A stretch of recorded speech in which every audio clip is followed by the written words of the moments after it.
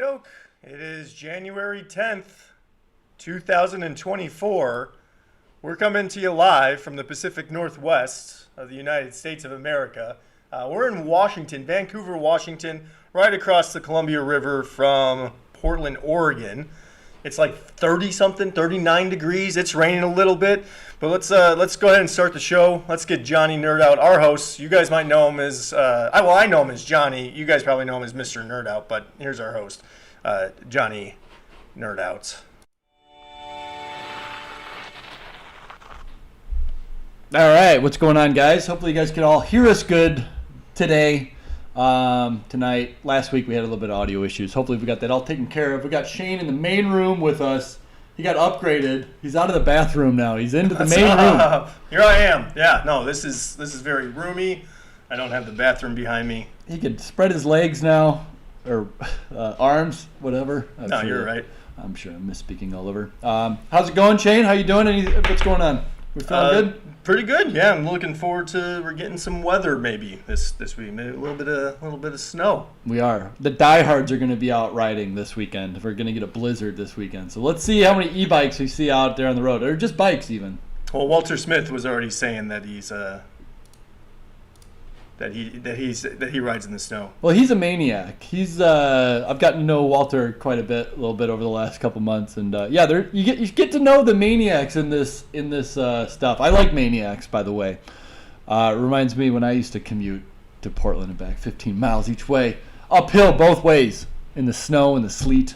Uphill, like even on the way back. Oh, that's the joke. That's the joke. I never got that. Yeah, both ways. It was only uphill coming home, but. Oh, okay. Yeah, it was good. Okay, so we got some good news. I got some big news today. I'm really excited about this show. I don't think you guys can see this. We got a 2.7 motor. This is the DM01, the 1,000-watt motor. I'm going to try to take this thing apart and show you what's going on inside this and let's see how deep we can get into this. I have not already done it yet, so this isn't like I already know what's expected. Maybe an epic fail, but let's see what can happen. We'll experience it together. Also, I like to do a special with every live. I think I want to do a free t-shirt if you purchase while we're live. Anything over $100. If you buy something, just put it in your checkout. Just tell me what size t-shirt you are, and I'll send you out a free t-shirt for your troubles. Put it in the chat too. Just let us know that you made a purchase while the show was going on. Yeah, we can double confirm it. And yeah, just let us know if you're liking this. You could hit the like button. Let us know we're not wasting our time and your time.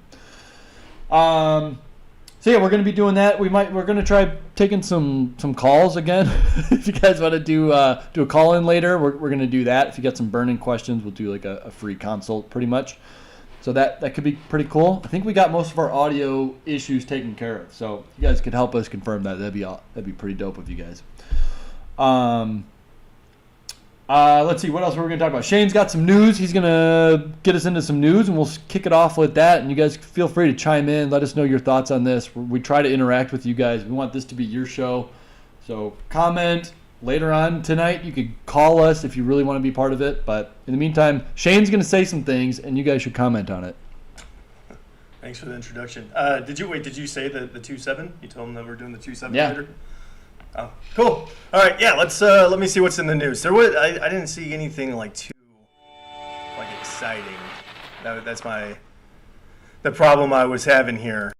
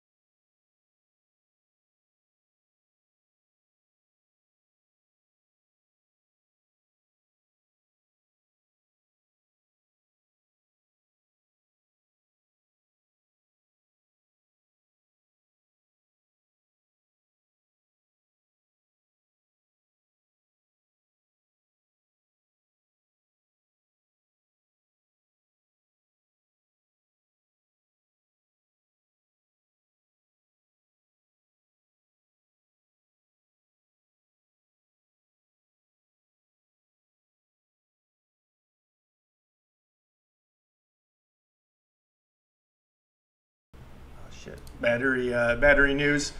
Yeah, so lithiumhub.com. Check it out.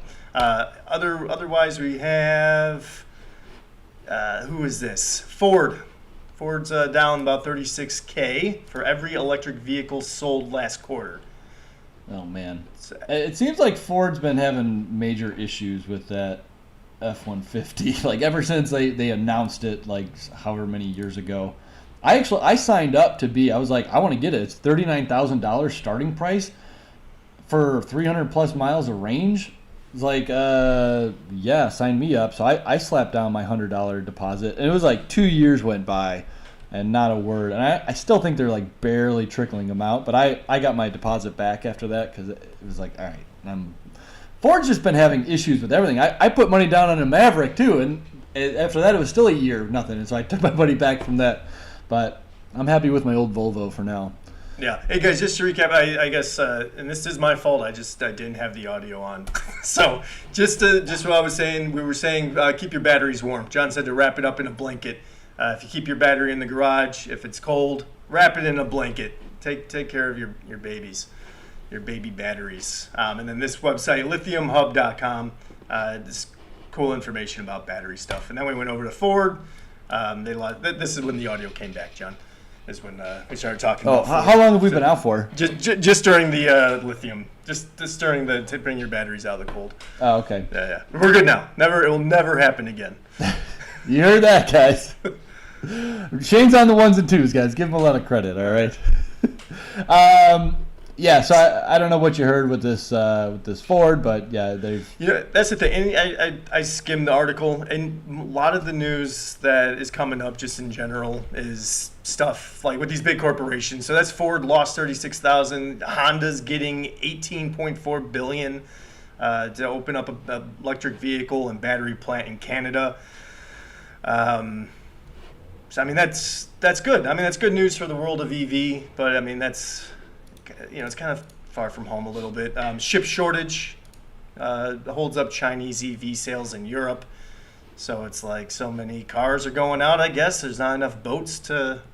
Yeah, it seems like there's always some bottleneck with something, whether it's transportation. What was it when COVID hit? Everything coming from China was getting bottlenecked. It was taking double the amount of time.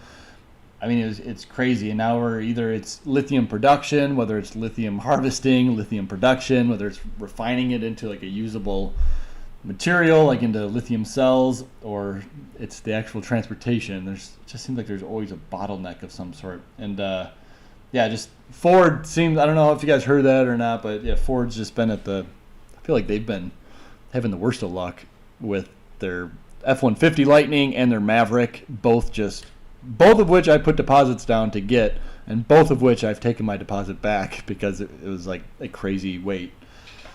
But yeah, it's fun times. It's a frustrating time though. Yeah. So that was it. And I don't want to like play it short. Though. Like, oh, this is what's in the news. It's just, I guess my train of thought is that there should be more, from the conversion community. Right, that's kind of my point. I'm Googling mid drives. I'm Googling, retrofitting and DIY stuff, and that there's not a whole lot of like breaking news in this sector. No, conversions really are it's like the redheaded stepchild thing, and I think the reason I don't even know why. I think they get a bad rap because I think some people have seen one too many bad conversions.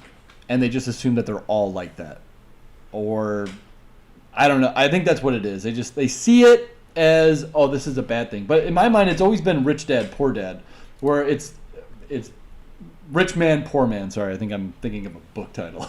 Rich man, poor dad. Yeah, you get rich man, poor man, where it's like you get the poor people, poor man is really drawn to conversions because you could do it cheaply if you really need to. You could do it very cheaply and affordably. But the rich man who just wants the best of the best is also drawn towards conversions because you can get the best of the best. You have so many different options. And then everybody else kind of fills in that middle. It's a very unique market where conversions apply to the two far end tiers.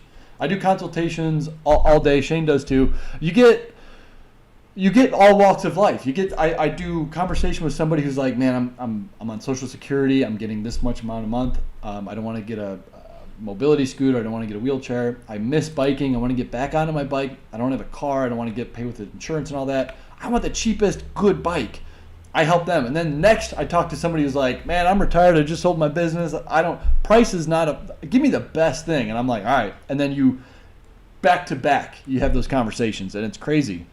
But it's interesting. It's super interesting. This conversions are still just a marginalized thing. And yeah, that's I think the goal of this live stream, this channel in general, is to just bring, hey, it doesn't have to be crappy. It doesn't have to be this junky looking thing that somebody's got cables wrapped all around their seat post up to, it looks like it's going to catch on fire. Hopefully by like the custom e-bike builds that I've been showing you guys, I know they can even be better, but hopefully it shows you that they can be pretty good. Like, pat myself on the back, I think we've been doing a good job here building e-bikes, and I think a lot of them I would much rather have than probably 95% of anything pre-built that you could buy. So anyways, we're just trying to build awareness of conversions are a thing. And I don't know if touching back, did people hear me that I'm going to give a free t-shirt out? Okay. Yeah, they did. Anything over $100 if you order while we're live, I'm going to give you a free t-shirt. Yeah. All right. And also, I guess the point that I'm getting to, because I did have like a little bit of a point, so we talked about this analogy with like with cell phones, right? And the two, like right now you got Samsung and you got Apple, and their phones look exactly the same. You go into a T-Mobile, it's just rectangle pieces of glass. But back in the day when phones were coming out, you had all sorts of shapes and sizes with different features, with keyboards, external keyboards. They slide, they flip. But now we got to this point with that type of technology. Like it hit like a cool point as far as like what it looks like. But we're also we have to like pass laws just to be able to change it, like to upgrade them, to change a battery. So yeah, I wouldn't. It would be a sad day if regulations ever got to that point with electric bikes where we can't work on them ourselves. Well, it is there. Yeah, it is there. I mean, I was just reading today about the legislation. It's called Right to Repair, and they were just talking about. I mean, it varies by locality, but most people. And I was reading. I was like, first, I'm pissed because it's like, they. You buy a specialized bike, you buy a whatever. You go to your bike shop, you buy a pre-made e-bike, and you're not able to fix it or repair it yourself, and it's called the right to repair. A lot of places where the cell phones were the same thing. You kind of touched on a lot of things that I want to talk about too, but like we had to fight to repair your own cell phone. Like before, it was kind of like the same thing. And the argument is that the average person should not be opening up batteries to repair a bad cell because they're going to burn themselves up because they don't know what they're doing. They don't understand how to work with high voltage systems, which there definitely is some credibility to that. I mean, I talk with people all the time with varying capabilities, and some people I'm like, yeah, everybody should just be able to do this. But then I talk to some people and I'm like, yeah, it's probably best to not have over confidence in this with some people. And that's just, I'm not like throwing anybody on the bus and not make anybody feel bad. Just the matter of fact. I mean, it can be kind of dangerous. So I get it, but I think what we need to be doing is just giving people the knowledge. YouTube videos, anything can be dangerous. I don't think that means that we should outlaw it and have it like only do something if it's safe. That's not the right direction we want to be going. I think that we need to be pushing things towards the right to repair. I think that's the smart way to go. So yeah, I forget what we were talking about, but yeah, you got me on that tangent. I just want to spread the message. I think that our little sector of the EV market, not just electric bikes, I think that the DIYers and the retrofitters and the conversionators, we should have a place, and we should be loud, because when regulations start coming in more and more, it'll be us that are, we're the ones, the last people standing are the ones that are going to like lose. We should do a march. That's it. I just want to get that out there, that because the people that do buy, that are comfortable with like the manufactured bikes, the pre-made bikes, that's fine. That's cool. And they, it's for them, but they could have something better if there's people like us discovering new things and finding would And do what's and I think making it less intimidating and more attractive. I think what draws people to just like, oh, I'm going to go on Rad Power or something, and I'm just going to buy something,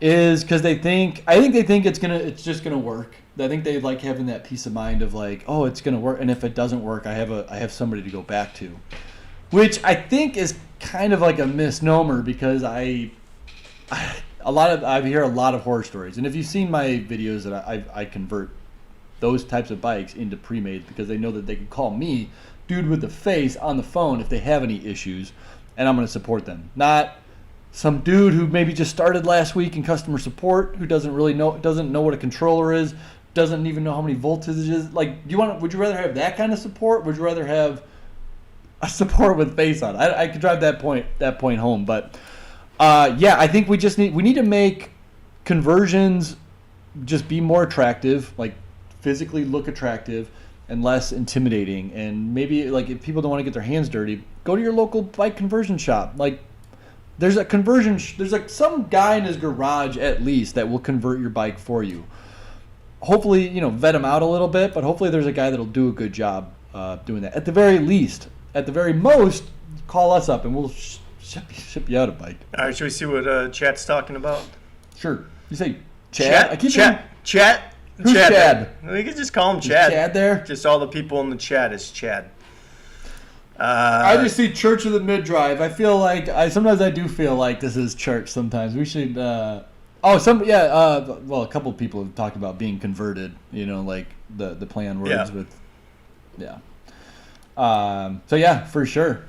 Okay, yeah. So we got some people. Thank you guys for letting us know about the audio. That's my bad. So I'm caught up there. Realize it's cool to see some people here from last week and the week. Yeah, prior, it is cool, and you see like the you get to kind of get a feel for some people. Yeah. So this is your guys' show too. Like and subscribe. Convert and be safe. Thank you, Bob Walker. Church of the Mid-Drive. Hello, everybody. Moondoggy says hi. Hello. Britt Weir says I use shrink tape on my battery connection. Mainly to keep secure. So I think there was just some talk about keeping components dry during the rainy season. Yeah, that's a good point. I like to use. Man, there's so many different ways, and to each their own. Everybody has like their adhesive or their caulk that they like to use. I'd say just picture black caulking, and that's what you want to use. Essentially on any connection. You could use roofing tar. I've seen people that use anything that's going to be completely waterproof.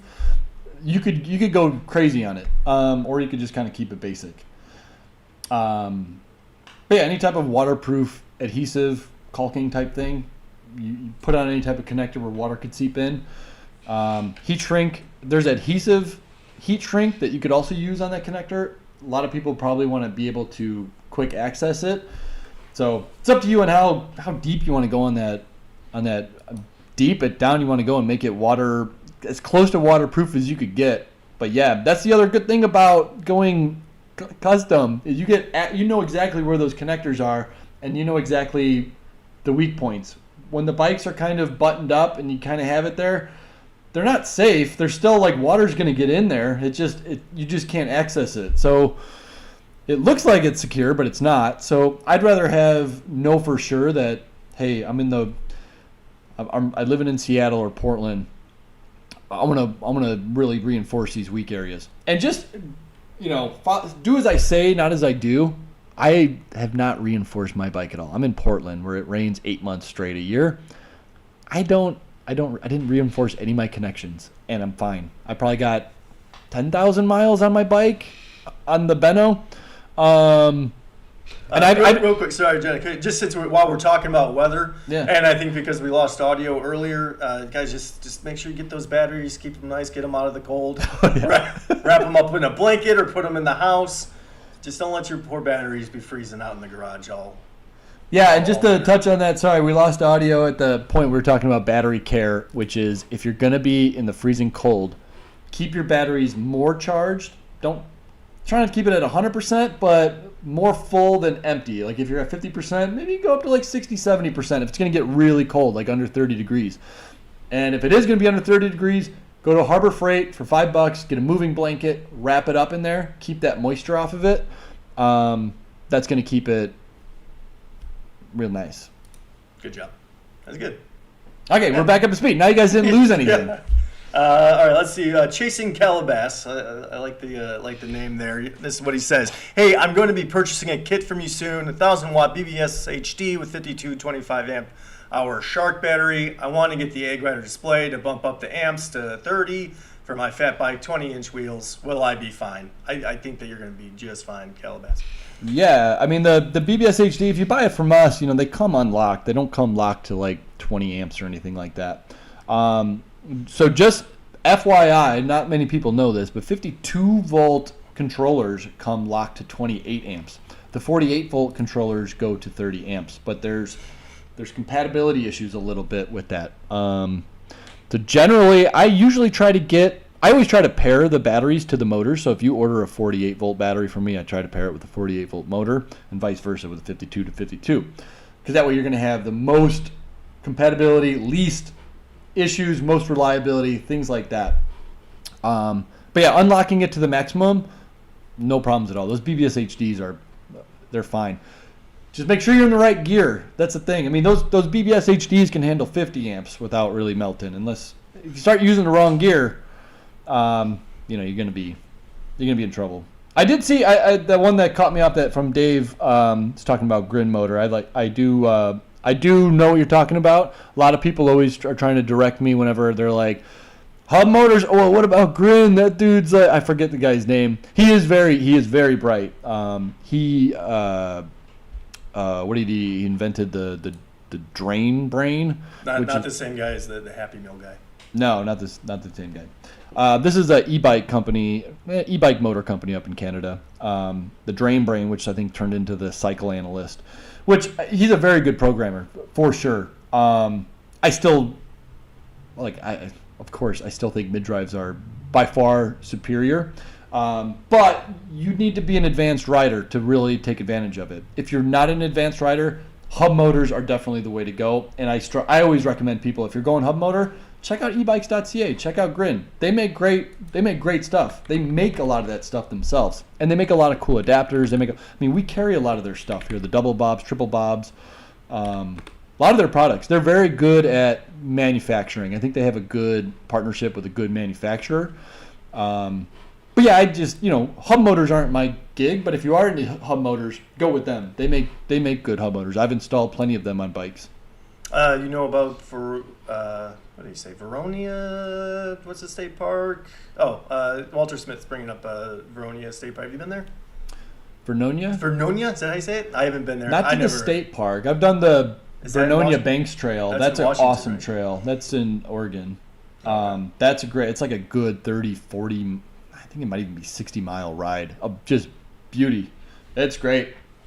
All right, well, Walter says let's plan for an e-bike ride in the spring or early summer. I think we were talking about that when you were in here in person. I think we were talking about that, and yeah, I for sure. I keep thinking about doing a group ride. I'm like, I keep seeing it in my head, but I'm like, how do we cater it? Do we cater it for like every man for himself, and we're doing 60-mile rides, and like you better have the gear for it, or is it going to be no man left behind, or woman left behind, or child, or whatever? And we just kind of stick together and all that. It's like, I don't know. We'd have to, because we've been on plenty of group rides, and I've seen them go both ways. There's pros and cons to both, but I don't know. I guess maybe we could do a poll on that. Yeah, let's do a poll to do a ride, and let's just do a ride, like regardless of the poll results. Yeah. Let's go for a ride. Xbox Man, hi. Hey, what's up, Xbox Man? Thanks for saying hi, man. Appreciate that. Johnny, Jason wants to know if we sell to Canada and beat Amazon prices. Almost always, yes. We do sell to Canada, yes, and we almost always will beat Amazon prices. Apples to apples things. If I'm not beating Amazon prices, we're talking Amazon. If we're not talking, if you guys see apples to apples, the exact same thing, and you see a lower price on Amazon, bring it to my attention, and I will do my best to see. Not that I'm trying to compete with Amazon. That's not my bag. I'm gonna be, I'm a different clientele, but I just happen to also be better prices than Amazon. That's what I want to be. I want to be, hey, you come to Johnny Nerd Out if you want top tier, bar none. No one does better customer service. And I just happen to be the best price in town too. That's what I would love to see. I mean, if you're going to buy something off Amazon, like good luck getting a hold of anybody. Mr. Amazon doesn't answer his call after 3 p.m. So I mean, he's got a very short window when he answers his call. And if you're having problems with his bottom bracket not fitting, he's not very knowledgeable on e-bikes actually. So I guess what we're saying, like, you don't have to buy a motor or battery from us, but just don't buy one from Amazon. Yeah, that's true. I would prefer if you don't want to buy from me, that's fine. Like, go buy from Electrified, buy from another shop. I don't know. From like the guy behind the BP. BP? BP, like the gas station. Oh. You don't get your batteries from the guy behind the gas station. Yeah, for sure. Buy it from a dude on Craigslist. Tinder. Okay, what else do we have? Do we have any more comments do we want to get to? Is everybody just super excited about tearing this thing down and seeing what we're... I mean, the comments we have these in stock now, guys. We got these on Friday. I uploaded these to the website. I don't have the hydraulic version in stock. I don't have the hydraulic brake cutoffs. I forgot to order them. So they'll be in the next order. But I have either no brake cutoffs or mechanical brake cutoffs. And I was told explicitly that the Bafang brake cutoffs will not work with this motor. I don't understand the mechanics behind that because it should just be it's just an open, closed loop. I don't know how that could be proprietary, but they said do not do it. It'll brick the motor. So I don't know if that's just lawyer speak. They can't cross-contaminate the things or what, but I'm waiting for somebody to do that and test it out. Maybe I'll test it out myself. Maybe that'll be the next hot topic thing. We're going to try a Bafang brake cutoff on a 2.7 motor and see if it explodes in our face. I got safety glasses back there. We could try it. But yeah, so these are for sale right now. We got the Bafang mid-drive, the torque sensing ones, the M30, the M435s and the M635s. Those are coming. Those are on order, so we'll be getting those in the next couple of weeks. We only got getting a small batch of those. I had to order them back in like June or July, and I was just like, well, let me just make sure they're not like the M625s again, where they're proprietary. So I wish I would have known that they were not proprietary, and I would have ordered more. But so I'm only getting a small batch of them. I just wanted to test the water. So in a couple of weeks, we'll be getting some of those. But for right now, man, this is going to be 2024 is going to be a great year. Between the 2.7 motor and the Bafang torque sensing motor, this is great. Why are you smiling like that? What are you doing? Sorry. Well, what are you reading? Well, Steven was like, "Oh, where's your shop at?" And I was gonna type it in, but then Penguin Empress said Vancouver, Washington, across the river from Portland, Oregon. Oh, okay, yeah. Because I mean, I did say it, top of the show. Yeah, top of the show. Shane always gives us his. You should give what is that? Like the Nautilus, like 222 degrees north. Latitude and longitude for all you nautically themed the exact coordinates of our shop. Also, we are at JohnnyNerdOut.com. Yeah, JohnnyNerdOut.com too. We're also there. Okay, what else do we want to do? Is there anything else we want to do before we turn to this? We could talk more chat, or we could take a quick break. Take 5. Yeah, let's see what's going on. Did I miss any more comments? Let's finish up on the comments, and then we'll take. Well, they're gonna keep coming. And the more attention that we give them an inch, and they'll keep coming. So. Well, that's cool. If there's anything good that people are. Let's see. So Scott and Jenny K. They're talking about the Aventon. The control, which that's a popular. By amps you mean? By watts you mean amps? The controller showing 48 volt, 22 watts. Is there a voltage max on 48 volt controllers? Generally, those are 60 volts. Usually, there's a cutoff of 60 volts. Sometimes it could be. It depends on supplier, manufacturer, whoever designed it. Sometimes it can be 58, 59. Generally, you're safe running a 52 volt battery on a 48 volt system. That's kind of like why 52 volt kind of crept in the last couple of years, because they're like, hey, we could use these on 48 volt systems and it's fine, and we get an extra like 100 watts of power using the same amperage.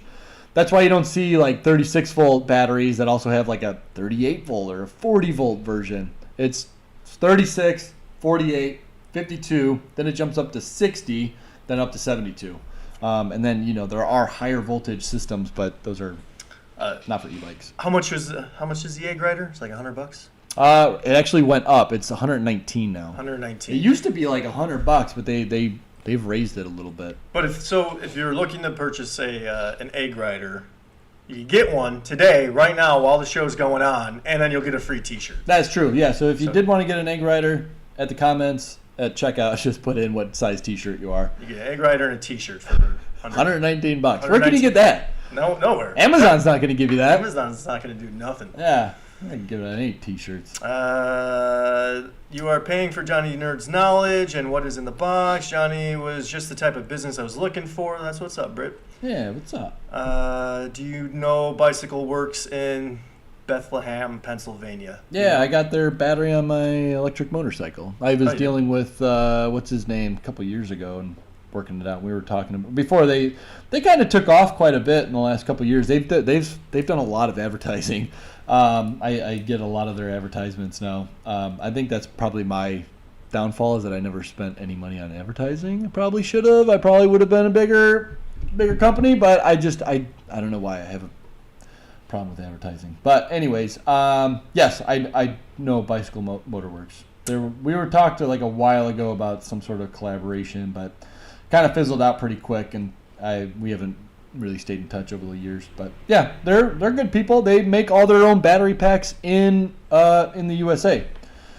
So they're kind of cool. Cool. Any advice for charging outside of the house in the winter for safety's sake? It depends on where you're at. If it's above freezing or below freezing is going to really change. I'm assuming you're going to say below freezing, and yeah, I would take a moving blanket, go to Harbor Freight, pick one up, wrap it up in there.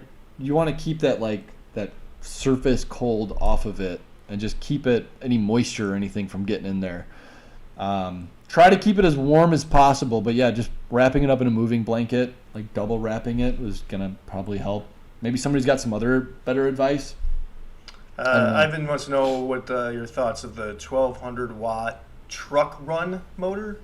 Truck run is a weird motor. It's weird that they've been around for a few years now, and I feel like I don't know. Maybe I don't know if it's I think it's a different market. I don't think they ever really caught on in America. Are you in a different country? I'm wondering if he's like in a different country that he's asking about truck run, because I think truck run is like an Indian. I want to say they're Indian origin, but it's kind of like they look very similar. Can you pull it up? Pull up a truck run motor. Take a look. Truck run. It's one of those things where it's like almost copyright infringement, I think, on the Bafang, or they used to be at least. Oh yeah, it does. It looks just like a. Yeah, that's Bafang right there. That looks like Bafang. They just put a different stamp on. I think they also they reached out to me about trying to sell their motors. They have other ones that are like the BBSs though. They have to check out their different models. They've got different models too.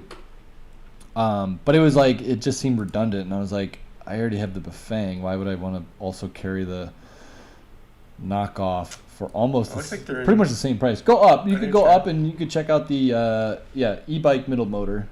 Is that one? Oh, that's what. Yeah, that's what I'm on. Oh, you want to read more? No, on that one. You want to go to the other one, the one that looks like the BBS HDs or O2s. Oh, okay. This is all their mid-drive motors. Just those three? Well, there's four. Okay. Oh, when you say go up, you mean scroll down? Yeah, go down. Okay. It's like a plane. All right. They look different. They don't look like no, but keep going. You gotta see. Oh, they have this many motors? I know that's the thing where it's like, what's the difference? I just went to page 5. This is. I don't know. Wait, 1, 2, 3, 4, 5. Do they all have different model numbers? Looks like it. So 25 different mid-drive motors. I don't. I'm exhausted just looking at it. I'm like, no thanks. That's way too many SKUs. Like, I want the 36 volt, blah blah blah blah blah, whatever. Oh, look, we got. Hey, I see a big yellow. I see a big yellow guy. What's up? E-bike. I like that name. I will pick up the e-grader tomorrow morning. Sweet. I'm usually here at like 8:30 in the morning. So if you want to just call the shop. Maybe we could set aside a T-shirt for him too. Yeah, man, for sure. Come if you're gonna come pick it up, come by. Maybe come by after 9 just to be safe. Come by after 8:45. Depend if traffic's bad. I might not be here till. Usually I'm here between 8:15 and 8:45. But yeah. Sweet. Thanks, e-bike. Look forward to seeing you tomorrow. Let's see. Not sure if I should switch to 52 tooth. Do we? We could tell you. I mean, if you want to talk about chainring sizes real quick. Yeah. So Penguin's considering switching to 52 tooth. Lives in Pittsburgh. Lots of hills. Lots of hill climbing. Oh man, 52 tooth. I don't know. Lots of hills. Yeah, you would want to go something small. Oh, I rarely use lowest gears. Okay. Yeah, I mean, if you're not really using those low gears, the key is you want to have your wheels spinning, or not your wheels. You want to keep the motor spinning. So your crank should be going. You want to keep those going. So whatever. Oh, hold on. Sorry. So, okay, I'm looking up. I'm running a 42 tooth Lecky Pro on my 10 speed, 11 to 50, this same person, 51T cassette, but I'm spinning out at 22 miles per hour. Can I switch to a 46 tooth Lecky, or do I need to convert to a 9 speed to make that work? Oh, yeah, if he's got an 11 speed, you need to go with the Pro. For the most part, you're going to need to go with the Pro. You could also get a stock chain ring, the 46 stock. He's got an HD? Sorry, it doesn't say. It didn't say. It's Penguin. Penguin Empress, so maybe not a... Yeah, watch those pronouns. Yeah. All right, so if you've got a BBS02, I've got a stock 52 tooth that will work with an 11 speed. I would just go with that, and it's cheap. It's like $30. If you got an HD, the highest stock ring I got is a 46 tooth, and those are cheap too. Those are like $15-20. Those will also work with an 11 speed. But if you need that offset that the Lecky's giving you, you're not going to get it with those stock chain rings. You will get a little bit, but not what you need. So keep that in mind. Yeah, it looks like Penguin's got an HD. Yeah. Okay. So you could try the 46 tooth if you don't need crazy offset. Rick, this is a sore subject. You want to talk sore subjects? Do you want to know if we're going to go UL certified? Yeah, I'm in works of that. I want to have a UL certified option, at least, because I get a lot of people, and all of New York needs one. I mean, you can't legally you can't ship a battery there. You can't buy a battery. They just changed that, right? So we can't do shipments to New York. No, I mean we could. You're not supposed to be operating e-bike with a non-UL certified battery is what I believe. So yeah, it's a great question. I wonder how many actual UL battery e-bikes. Very little. And then how many are like actually in New York? Like out of all the e-bikes, like single digit percentage. So are people are they like They don't care. They're like, screw it, man. Like I haven't caught on fire yet. I haven't caught my building on fire yet. So but they're like passing this, the law or whatever. I mean, are they sending these folks off to jail? Are they getting piled up in the holding pen or? Yeah, I don't know. Maybe they're just giving them like a fine or something. Like that seems crazy. It's gonna be hard to like enforce it. Yeah, I don't know. But also, the price would double? I feel like it's like the gun laws right now. It's like saying that we're going to take back all the guns. It's like there's way too many out there. You're not going to take them back. And same thing with the non-UL certified batteries. You're not going to get them back. They're all out there. You got too many people that are like, you can't take my batteries over my cold dead hands. So yeah, UL certified definitely this summer. Maybe even spring, I'll be offering. I'm going to start adding an option for everything on there because I think there's a lot of people that just want them. So so you would get a UL certified like Super Shark. Yeah. What do you think like the price tag on it? It's like probably double, right? Depends. Yeah. So there's different UL certified sanctioning bodies that you could go, and I've been getting pricing on this. You could go to, and it's weird. It's like a bidding war, but they're all like they come under like the UL certified. They're like third parties from UL listed, kind of, and it kind of depends. If you want to go through UL, like the top tier, it adds like probably $300 or $400 onto each battery. If you go with like the cheaper one, which is weird, I still got to research a lot more of this before I actually start doing it. Because it'd just be the same battery, except for it got a certification from a random, just whatever company said that it's fine. Yeah, you got to pay the extra $100 for the sticker, but at least I don't know, but at least you know, you get the knowledge that it was somebody with qualifications looked at it and did it. And it's weird because it's what separates. Like, I buy the top tier batteries. Like, I will not sell those junky batteries that Amazon sells. But you don't. The average consumer doesn't know that. Like, what's to say? There's no grade. There's nothing that says like Amazon sells these house burners, but I don't. There's nothing to say the difference. So, but except for that UL stamp. So I'll sell them the same battery side by side. One's going to cost you an extra $200, but it's going to have that stamp that somebody looked at it and they inspected it. So I don't know. I have mixed feelings on that. I mean, would you tell a customer if they're like, okay, should I go with the UL or the Super Shark? You're going to say it's up to them, but then they're going to say, are they the same batteries? Like, yeah, except for one's got a UL. So. One was inspected and one wasn't. One was, yeah. I know. So then it's like then at that point that they can decide to take your word for it that they're the same battery, and then they can save a couple $100. But those are the people that don't watch this show. They're not going to know. Like, if people here watching this, they now know behind the scenes that, like, well, I'm just going to buy the other one. Probably. I mean, unless you're still like, well, no, I live in New York. I need to have that sticker on. Because there's huge fines if you buy a battery that has that sticker on that's not actually certified. Yeah. You'd probably go in jail. I mean, it's huge. Rightfully so, I guess. I don't know. But I don't think you'd go to jail. But I wouldn't want to mess with it. It's not worth it. Yeah. Well, it's interesting to see how that. Yeah, it for sure. It's weird. It's so cutting edge. It's so we're at the tip of the spear. We're still just the wild, wild west. Like, the dust is still going to be settling for years and years and years.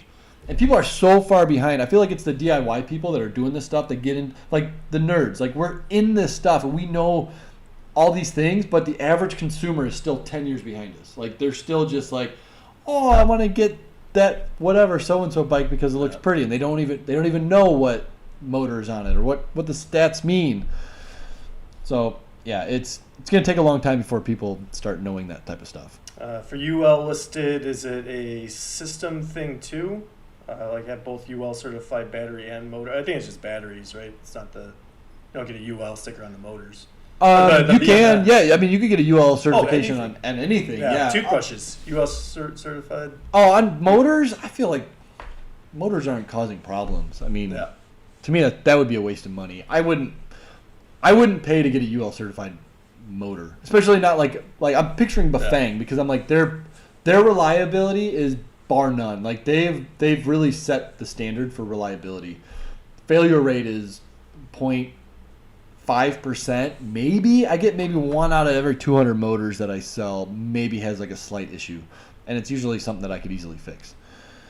Yeah. How many more minutes? You want to do a couple more minutes? Jose Alberto wants to know what you think about the Solar Eclipse e-bike.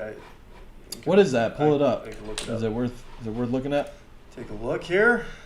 Get this Solar Eclipse. Did I spell that right? Good job. Bike. Is that Solar Scooters USA? Oh, that's Solar. Okay, that's like a. So it's a motorcycle. It's not an e-bike. It's a street legal dirt bike. Is that what you were talking about? That's cool though. I like. It's a Sir Ron competitor. What's the price on it? 10%. $6,000. Okay, so $600 off of that. $5,400. That's quite a bit more than the. Is it DOT certified? Is it registered? Yeah, license plate holder, VIN number, and mirrors. Okay, that's pretty cool. $5,400. So essentially, it's like a 1,000 watt peak motor. Yeah, it's a Saunders competitor, pretty much. Yeah, and they're going mid-drive on that. I like it. I wonder what kind of motor they're putting on it. If it's, it looks cool. Looks like it's pretty lightweight. Does it say how lightweight it is? Did we miss that? I don't think we got to the weight yet. 400 amp controller. That's crazy. So 72 volt, 400 amp. What kind of cells are they putting? LG 21700. Doesn't say what exactly. I hate it when people don't do that. They just say they're LG cells or they're Samsung cells. It's like, well, which one is it? It's like saying it's a Toyota. It's like, is it a Toyota what? Like, what am I getting? Is it a Tundra or is it a Corolla? Like, there's a big difference between those.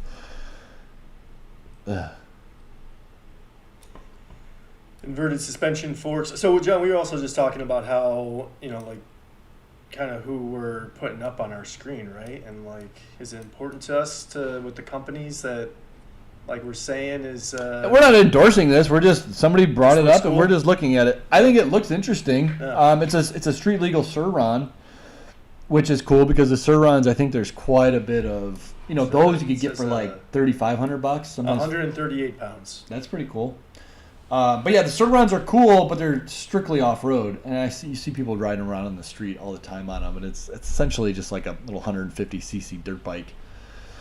But that's cool that this is registerable right out of the gate. You don't have to jump through hoops like you do with the Surron. Looks fun. Where's it from? So 6,000. I think Taiwan. What's that price? So how's that compared to? You might have already said it. The price. So what? $5,000. $600 off, so it'd be $5,400. How's that comparing to like the other? Like what? The like Surron? Yeah. And those are like $4,000. Okay. What about the ones you were test riding at? Oh, was it Land? Those were like $8,000. Yeah. So this is quite a bit. But is it the same setup as Land? Very similar. It's one thing to look at a picture of something and judge it. You have to sit on it, because I mean, we were there. What did we rode the Rived? We rode the Land. Yeah. And they're very different bikes. I'm trying to go off of memory now, but I feel like the Land was almost a little bit more fun to ride. It had it was more fun to ride. The Rived felt more controlled and more, I guess, production ready maybe, or like street bike ready. But that Land it felt fun. Like if you were going for fun factor, I'd go with the Land. But yeah, I don't know. Hey, David Parker, he's a fly on the wall. That's cool. Yeah, guys, even if you're, anybody is just watching and viewing, that's awesome. Yeah, it's cool just to know that we're not just, two dudes in a warehouse just talking to each other. Like this makes it feel like a community at least. Like whatever you guys want to talk about, let's talk about it. We got our points that we want to talk about at first, but something else that it's burning. It's been burning. I want to talk about it. Like, yeah, let us know. We'll talk about it. It's like a Surron killer. Oh, Jose's hyped about it. Are you gonna get that bike? I already forgot the name of it. In one ear, not the other. Yeah, what did you say already? The solar eclipse. Solar Eclipse. You getting it, Jose? So is that worth it? And what's other option? If you're gonna spend almost $6,000 on an electric bike, so it's a more The Saunders motorcycle is about the same what's price. The top speed? So it says 60 miles per hour. Yeah, that's a little slow. I mean, that's 60 miles top speed. That means in ideal conditions. Yeah. People always inflate their stuff. If they say it's 60 miles an hour and 60 mile range, that usually means you'll probably be able to do 50 miles an hour consistently, and then in conditions right, you'll be able to do 60, maybe 65. But some people, that's all they need to do. And 60-mile range, that's not at top speed. That's that's at like 37 miles an hour. The slower you go, the more range you'll get. But yeah, if you're in like a city, you might be able to get even more range out of it. And you don't need to go 60. 45 is plenty. So it depends on what you need. Build it for what you need. Don't see something cool and then try to shoehorn into it. E-bikes, e-motorcycles, cars, anything. This goes on besides this. It's in your life. Think about what you're doing in your life. Are you trying to force something that shouldn't be? Look at your relationship. Fizzy. Have you heard of anyone getting DOT approval on a BBS HD based bicycle so they can go higher than 750 watts? No, I mean, well, the BBS HDs they do 1600 watts. If you buy them from me, they'll do 1600 watts when they peak out. Just still only like 2 horsepower. You could get aftermarket controllers from a bunch of different places that you could mod them, and you could even mod them yourself to make them trick that they're actually they're drawing half the amperage that they are, so you could double your amperage. You just jump the MOSFETs, I think, and do something with it. I'm not really interested in doing that because it kind of ruins some things, but you could get double the power out of your BBS HD and be able to do 45, 50. You'd have to check with your local DMV. I'm sure they're going to be like rolling their eyes at you if you're like, I want to convert my Mongoose into a DOT thing. What do I got to do? They're going to be like, oh my gosh. I know you need like brake lights, you need mirrors, you need turn signals, you need daytime running lights, you need, I forget. You can go on there and you could look up, you even go on like dmv.org or something like that and figure out what you need, but I don't know. Calabas wants to know, how would I keep my motor from smacking my bottom of my How would full you- suspension frame? Just Wait, tighten what it. does he say? Well, he said my bottom. My bottom? How does it His stop motor's smacking going his all bottom? over. You need a torque arm. Oh, yeah. yeah. Okay, that bottom. Just get a torque. Yeah, torque arm. If your motor is coming loose and you've got that inner lock ring tightened down so tight, like a lock nut on a car, and it's still coming loose, usually you see that on press fit bottom brackets where it's not really, it's loose to begin with and you just can't, you got an adapter in there and it's not really holding tight. So if you got a press fit, you might see this. You just can't stop it from coming loose under pressure. Yeah, get a torque arm. We got them at johnnynerd.com. Okay, Michael says, I'm in late, but isn't the motor on the priority current an unlabeled truck run? Hey, Michael, what's up, man? I think every show you're like, sorry, man, I missed you. So that's cool. Hey, you're here. Congratulations. Let's give a round of applause to Michael for making it here.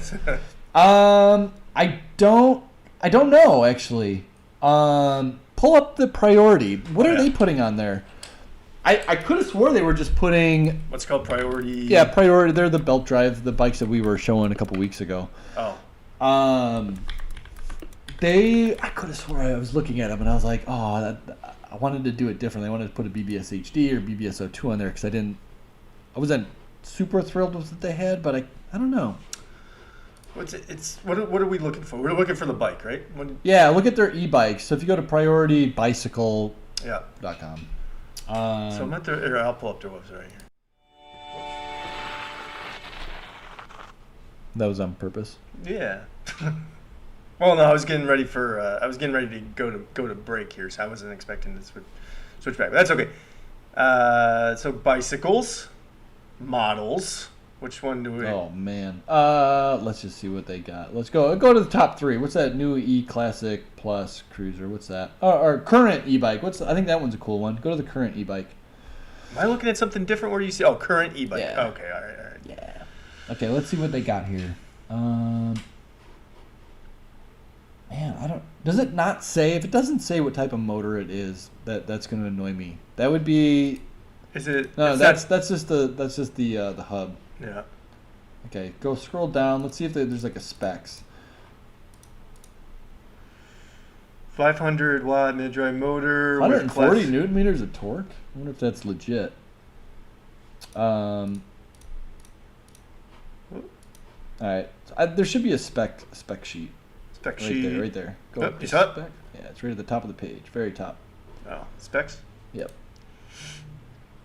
Motor. Yeah, that's so weird. They just put 500 watt mid drive. But it does look like the same that those truck motors that we're looking at. Yeah, but the truck run motors look like a knockoff of the Bafang, so it's hard to say. I've never, like I said, I've never really been too interested in the truck runs just because it just seems like a blatant rebadge of the Bafang. So, I don't know. Let's see. Collecting tools for a retirement gig. What's your two very handy but cherry startup? I don't know what that Collecting means. tools for a retirement gig. What's your very handy to cheery? You're going to have to clarify. Oh, Like, I don't know. we're trying. I think he wants. You just want tools for like maintaining and building e-bikes. If you do, I've got a all you need toolkit on my website. Or you could go on my blog. I've got a blog of all the tools you're going to need to do an install and do all your maintenance on these mid-drives motors. So you could just it's like $86 or something, which almost gets you to that free T-shirt. You get two of them. But yeah, just type in all you need. I've got that if you want. You can take a look at it. Maybe you got some redundancies and you can just buy stuff a la carte. You don't need to get everything if you've got some of it. Michael Sprinkles. It's not Sprinkles, is it? Prinzelis? Hey, you got a new nickname.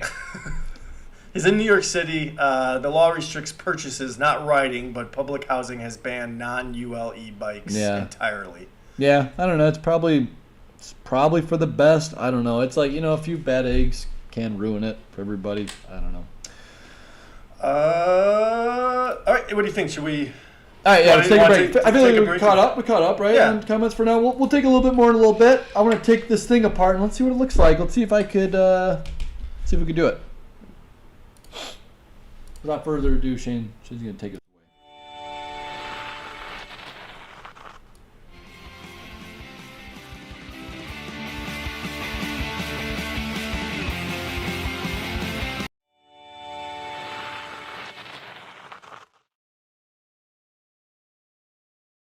Ship out a saddlebag battery out to a customer. Saddlebag battery? Yeah, so it's kind of cool. These go in the little saddlebag right here and mounts underneath your saddle. So if you have a frame that's too small to fit like a Slim Shark pack or something like that, this will just go underneath your saddle and you still get 52 volt, 8 amp hour, you know, and these are 40 T cells. So these are super high performance, 50 amps continuous. These are monster crazy power. Oh, that's what's up. Yeah. And they just slip right in and out of that back, huh? So the only option is to put it under a seat? No, actually, you could put it inside a frame too if you want to get a little creative. You know, I got one right here. You could mount it inside here because the rear rack was going to hit the seat. So we put one inside. You know, a little creativity, but you could get it to sit in there nice and tight. So yeah, that's stealthy. Almost doesn't even look like an electric bike. Exactly. You said it best. Thanks, Johnny. Yep. Take it easy. Welcome to JohnnyNerdOut.com. We want to help you convert your bike that you have right now sitting in your garage into a custom electric e-bike. And we believe that mid-drive motor systems are far superior and definitely more advanced than hub motors. Personalizing an electric vehicle to your standards by retrofitting a motor kit to your bike will have better performance than some click and ship from who knows where that you'll end up paying twice as much for. Now, you probably already know how to do this on your own. Hell, it's not rocket science to figure out how to plug a high voltage 56 cell battery pack into a 2000 watt 300 RPM brushless motor strapped to the bottom of your Schwinn. But if you're not sure where to start, we're here to help. You could book a consultation with an expert, Mr. Nerd Out himself. Or save a couple bucks, talk motors and batteries with our in-house light electric vehicle certified technician, Shane. Listen, if you have better things to do than build your own rocket ship, have us do it. Drop your bike off or just ship it to us. We'll get our hands dirty so you can keep yours clean and caress your wife's face while you explain that you spent your kid's tuition on your 4th electric bike. Actually, our shipping and labor rates are relatively cost efficient. What's that? You don't have a bike yet? Or your vintage 1985 Huffy Challenger 3000 isn't going to cut it on the trails? We have bikes! Fully customized to your specifications. We've got fat tires, we've got commuters, we've got single speed and hardtail mountain bikes, and a fan favorite by Coast Cycles, the Buzz Raw Classic Scrambler, with any motor you want. We could even slap a 25 amp hour Jumbo Shark on the frame and you wouldn't even notice. Fully customizable. Whatever you want, you've earned it. All you have to do is put together a 500-word dissertation submitted in duplicate to P.O. Box 5555, Burbank, California. Just kidding. Call us. Email us. Email me, Shane at JohnnyNerdOut.com. Email the shop, JohnnyNerdOut@gmail.com. Or just come by. Whatever you want. It's your birthday. Can't wait to see you at JohnnyNerdOut.com. Hey guys, we've all been there before. You got to call your wife, your husband, your mom, your dad, your fire department. You got a bike emergency. You got a flat tire. You got something went out of adjustment and you're stuck on the side of the road. Can you come pick me up? Don't do that anymore. Get a bike survival kit, JohnnyNerdOut.com. It's going to come with everything you need to pretty much take care of any situation you have on the side of the road, on the side of the trail, whatever you need. Multi-tool, CO2 cartridge, tire levers, Presto to Schrader adapter, a patch kit, and extra master links.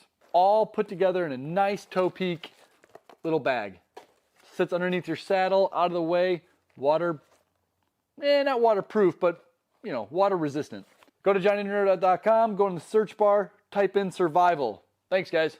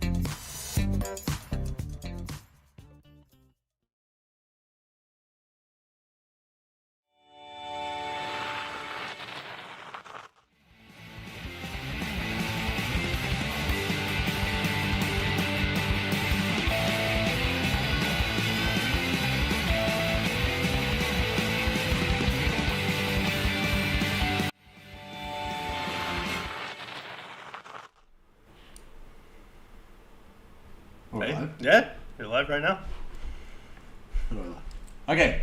All right. So we got some couple of 2.7 motors here. I'm gonna try to take them apart. Let's see.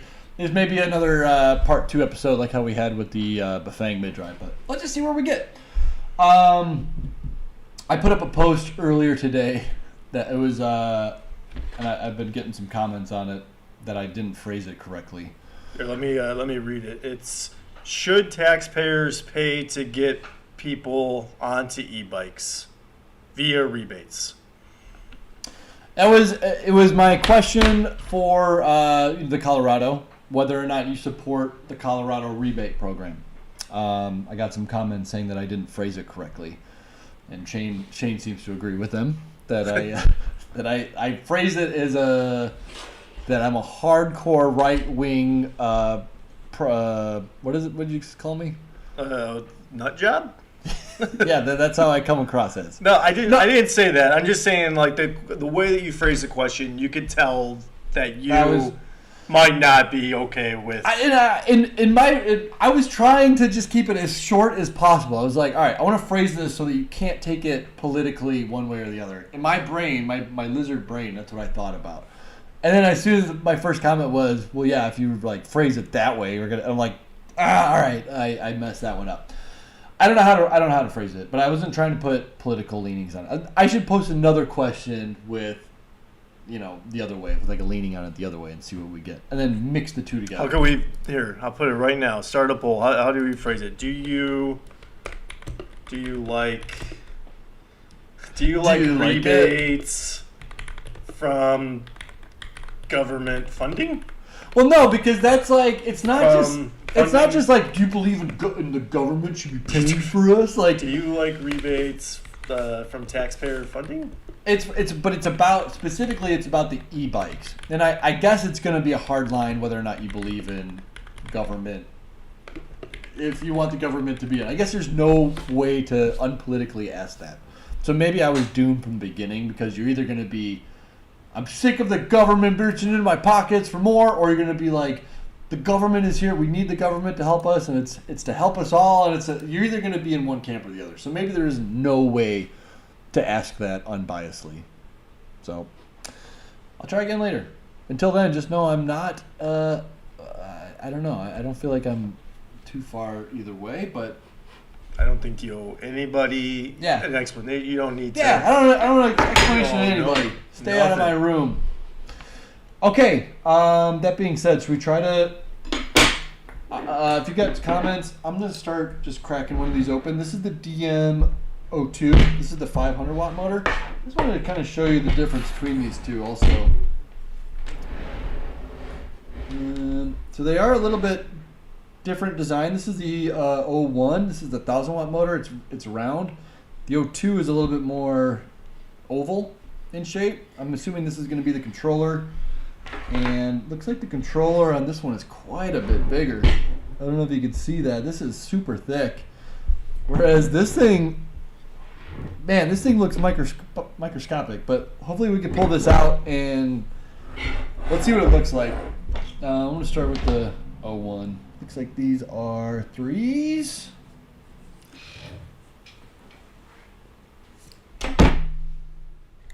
Nope, they're 2.5s. Stretch your table a little bit. Oh wait, did that make it worse? Oh, yeah. Made it worse, Shane. You made it all worse. Get it? There you go.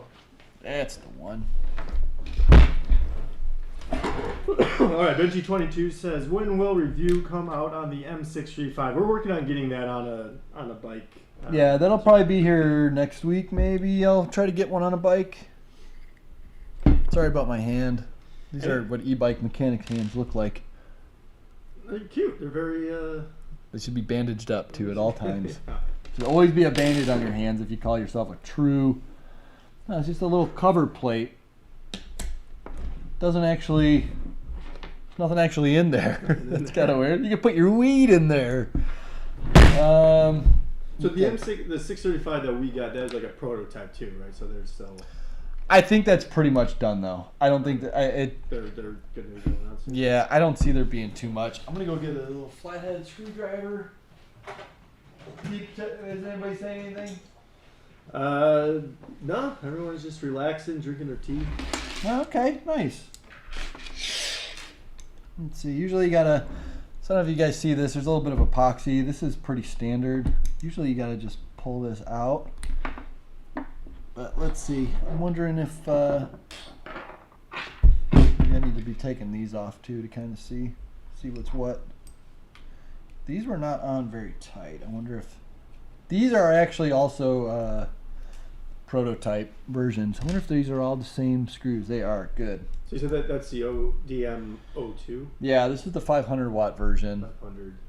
I don't like it when they use different size screws for all the different things, because then you have to be like, where did this one go? I like it when they're all just the same screw. You can put them all in one jar, and it doesn't matter which screw you got. You can just put it back in. I think the Bafang has slightly different screws on it, so when you take that plate off it, you gotta keep them separate. Yeah. Did you post any videos on the 2.7, like on a bike? Just the sneak peek. No, I've been riding around a little bit on that one that I have built here. Nothing yet. Nothing like thoughts on it just yet. But I do like it so far. Just a little sneak peek. I do like the motor. I like where it's headed. Oh wow, here we go. Okay, so this is just like a little. And also, Benji, I guess just to make sure, so what we're looking at right now is John dissecting the 500 watt version of the 2.7. Guys, we got a little drive cover here. There's a little gasket. Should keep it pretty water resistant, I would think. This is a pretty big reduction here. Well, this is some sticky lube. I gotta go get some stuff. Let me get it all over. Entertain the troop, Shane. Yeah, well, if you guys are just tuning in right now, John is breaking down the 2.7 DM02, the 500 watt version of the 2.7. Yeah, and this is some and we got sticky. we got some sticky lubrication. M43. What's the M435? That's the 750 watt version of the Bafang. Oh, we gotta. So that's gonna be the 750 watt Of the torque sensing. Yeah. So we had the 1,000 watt. Yeah, we got the 1,000 watt in that we were playing around with. Alright, I need some snap ring pliers. At least know where everything is. Yeah, I wish we're gonna find ways to like zoom in, or just if we get a cameraman just to follow you around in the shop that'd be here. nice. I think a lot, including myself, really want to know what motor to get. DMO. Oh, so yeah, between the two torque sensing motors. Yeah, it's gonna be a hot battle, I think. And I guess it also comes down to what's important to you. If reliability, I mean, Bafang's been around for a while, and they've been known to do good things. So, I mean, I think that you're pretty safe going with a Bafang motor, and the 2.7 is new, so we're kind of just learning what it's all about. It's on your head. Look at that. How's that noggin? Look at that noggin. You got a good noggin shot? Yeah. Let's see, these snap ring pliers are not So going to cut it. I mean, the 635, I mean, that's not coming out probably, a couple months? Couple weeks. Couple weeks, oh, okay. Yeah, they got them on order. I got those and the 435s as well. Yeah. I got a couple of those. It's going to be a small batch of both. But we will be getting those in hopefully in about 2-3 weeks. Man, this is a tight one. Yeah, so I mean, Benji, if you're trying to make a decision right now to buy either the Bafang or the 2.7 torque motor, I mean, yeah, I guess it's what risk you want to take. I mean, again, Bafang, you got the reliability factor.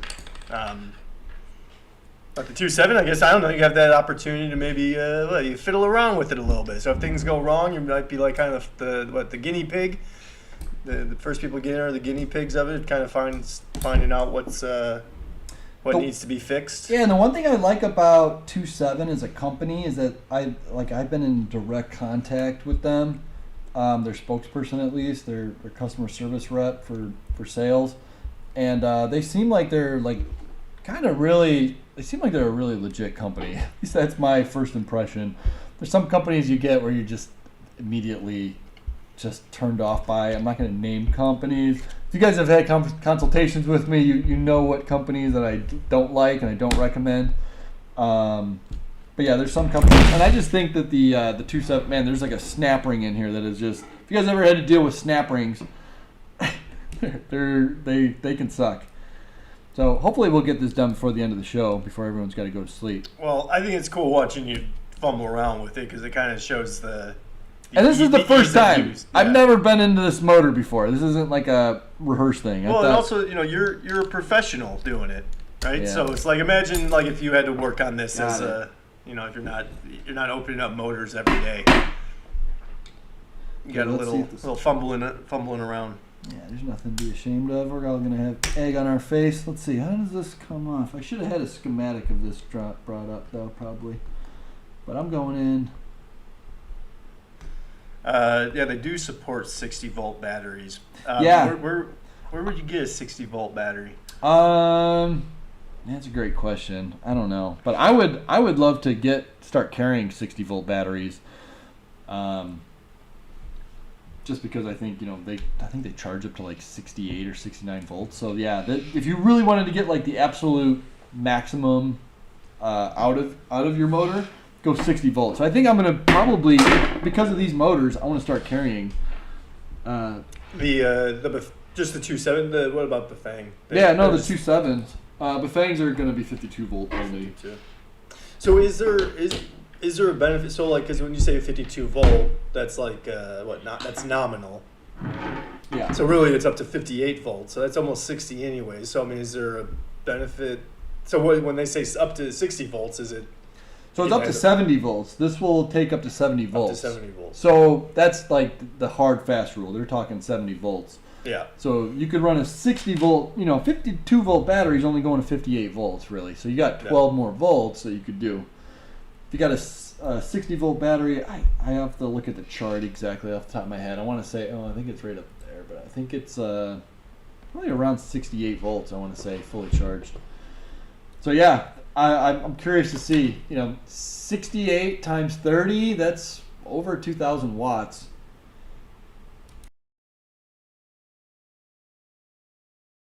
So like right over here. Yeah, that looks good.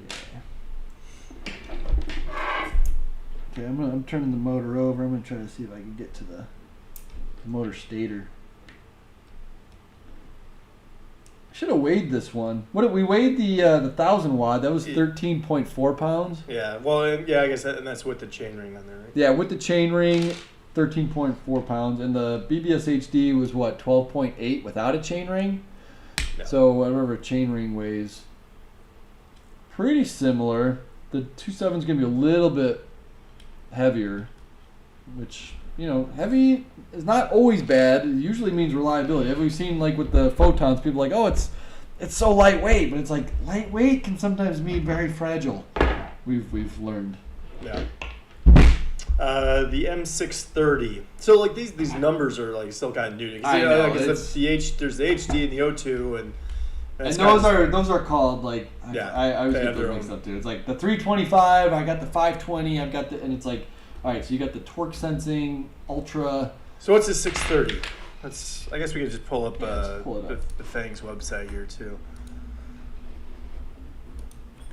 Let's see, Fang, and guys, thanks for hanging out. Also, while we're doing this, if you haven't hit like on the video, we could do that. We definitely want to continue the production and continue the expansion of the quality of the stream. And the more, attention that we get, the better. And the more we can have an opportunity to grow the community as well. So we got to take this sticker off, huh? Oh, yeah. We got some separation here. Where's the sticker? There's like a tension. Okay, I'm seeing another gasket. Oh, I think this is what we're starting to get.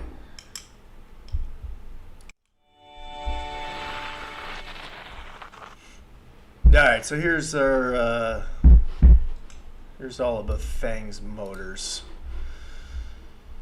The 630 isn't on here. 620. Let's see. Let's see what we're talking about. Ask him what's the street name. What's the street name of the motor you're talking about? Oh yeah. Is it on a bike? Let's see. It said Bafang M630 1500 watt rated and 250 newton meter of torque. Plus, you could use the nice built-in frames like the Dengfu E55. Yeah, I'm not sure. I don't know what you just said. I don't know what he's talking about.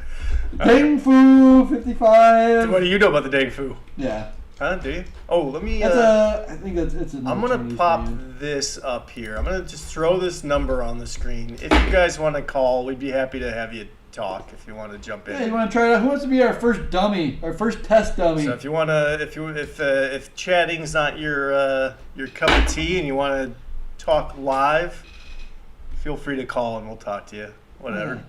Feeling lonely tonight? You want to talk some e-bikes?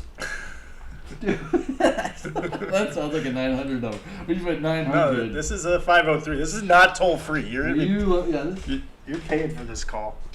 No, this is toll free. Is it? Well, the 503 number, is it toll free? I don't know. Is that still a thing? Tolls? Maybe not. I don't know.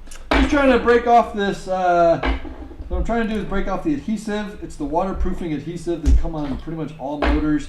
I'm just trying to break this apart. Apologize, I did not do this ahead of time because I wanted you guys to see what I'm seeing in real time. Yeah, I'm wondering how the view is if you guys get how you could see everything that he's doing. Like I'm watching from over here. I can't really see what you're doing. You guys are not missing anything if you're not really seeing it. So I'm just trying to break apart. Looks like the motor stator. Oh, here we go. I think we're doing some stuff. Yeah. So I just got to feed this through. Okay. The alternative to the Proton. Is that, you mean Photon? Well, the Proton's coming out. That's but a new... They're not, the Proton's being delayed until they can figure out what's going on with the Photon. Yeah, so they're going to come out with the Gen 2 Photon first. And yeah, then the Proton. Gen 2 Photon first, and then they're going to start focusing on the Proton next. So don't hold your breath just yet. Does more volts lead to more torque? Yes. There you go. There you go, TC. Night, more you know. But generally, it's a short answer is volts generally lead to more speed. If you want to up your speed, go volts. The short answer is yes, but generally also amps. Amps are gonna. Oh, come on! We got a shout out. Woody Wong says shout out from Yakima, Washington. What is this? So we got I'm looking at the poll right now. We got now I just rephrasing it. We're at 59% say yes. All right. I phrase it as, do you like rebates from taxpayer funding for e-bike purchases? Okay. See, I just need to have Shane write it up. This is me thinking like, oh, you know what? I actually wrote the post. It was a longer one. And then it wasn't letting me post it, so I had to delete it. And I was like, no, that was too wordy. I'm just going to be just right to the point, because this way nobody can, like... And I didn't think about it. I just posted it. So if you guys haven't answered the poll, or maybe you already did and you said yes, I'm going to read how John phrased the question, and you could reconsider if you want. But John says, should taxpayers pay to get people onto e-bikes? Should all my fine taxpayers... Hey, I don't know. I think that left or right, it's important to keep tabs on where our money goes. Yeah, I think no matter what side of the fence you're on, the political fence, I don't know. And part of me was trying to decide, like, all right, am I just jealous that I didn't get any subsidies when I was building my e-bikes and buying my first e-bikes? Like, I didn't get any subsidies, so am I just mad? Am I just jealous? Grumpy old man. Yeah. My right-wing conspiracy brain. Yeah, Benji, call in. Call in if you'd like. We're ready. We're ready to take your call. Shane is, everybody calls Shane Sean, by the way, which I'm sure he's been used to it. Well, now I kind of want to go by Stingray. Yeah? Stingray? I don't know. Kinda. Is this Stingray? This is Stingray. All right, when you call in Benji, you gotta be surprised and be like, hey, is this Stingray? Is this Johnny and Stingray in the morning? Yeah. Is this the whole crew? Michael says, I expect the 2.7s to be fairly reliable. I think that they were designed by the same guys at Tongsheng. It was. So the Tongsheng lead designer, I think, jumped ship. All right, we got a phone call. Let's try it out. Call from. The phones are going off the hook. All right, this is Giant Nerd Out. Hey man, I was watching the live stream, thought I'd be the guinea pig. Woo! We got the first time. First caller. What's up, man? What's up? You go by I Benji? was the guy asking about the M630. Seeing if you've heard Yeah, about what that. motor? What motor is that? It's the newer revision of the Ultra. Oh. It's not out yet fully, but there's a couple posts from people who are testing it for Bafang. Yeah. And there's one guy on EMTB forums Okay. that's made a couple posts about it. Yeah, I It's think I have basically- seen that one in kind of passing. I've seen it. I saw that because when you said 250 newton meters of torque and Bafang, that kind of jumped out at me because I remember seeing that thinking, well, I mean, that's a lot of torque. That's a lot of power. Yeah. So I don't know about that. That will be interesting once it comes out. That amount of power and the reliability of Bafang behind it, that will be certainly interesting to see. I just wish it was in the BBS form factor, though. Yeah, that's true. But the interesting thing I saw too that's coming out with it is they have an in-gear hub to go along with it that can support the torque. Yeah, I did see that too, and they've got a couple of drive systems coming out also. I think they've got an internally geared hub that's going to work with the BBS series as well. And then with that new motor coming out. Yeah, I remember seeing. I was like, man, I hope this actually comes to market and it comes to the DIY market. Yeah, that is cool. Thanks for bringing that up. I am excited about that. I saw that a couple months ago, and then I haven't heard anything about it since. Yeah, I asked the guy testing it. His name's Nico. He has a YouTube channel that he does videos on the built-in frame motors. Okay. And he said it probably is not to be on market till 2025. So I guess they're really durability testing it to make sure it's good. Yeah. Well, I mean that's smart for them. I was going to ask you, what do you think of the built-in motor frames? Because looking back now, because I did a DIY build with the Schwinn Axum, I probably would have gone with the Ultra and a built-in frame because looking at even used suspension or full suspension frames, they're not cheap. And when I priced out one of those frames, it's carbon fiber and has a nice built-in battery, they're not that much more money. No, I know. You were looking at Alibaba and stuff or AliExpress? Yeah, well, the Dingfu, well, now they have the E55, but they even, they're a trusted company in my opinion. Yeah. Because they even retail for Luna Cycle and Watt Wagons use them. Yeah. And they were I think 1,100 shipped. And, full suspension frames easily can get up there. Yeah, easily. Yeah. Was that including the accessory, was that just frame, $1,100? Yeah, just the frame, nothing else. Yeah, it can get pricey though. I mean, have you built it yet, or you said you were looking at that? No, I was just looking at it because, it's always the thing. If you have a hardtail, you want some full suspension. So it's kind of you never know. Yeah, I mean, that's the thing, though. I get a lot of people that are I'm just going to start with the frame and I'm going to build it up. And, I mean, if you want the absolute best build, yeah, that's the way to go. And you might be on the right track getting a Dengfu, and then you want torque sensor, especially if you want high power, go with that.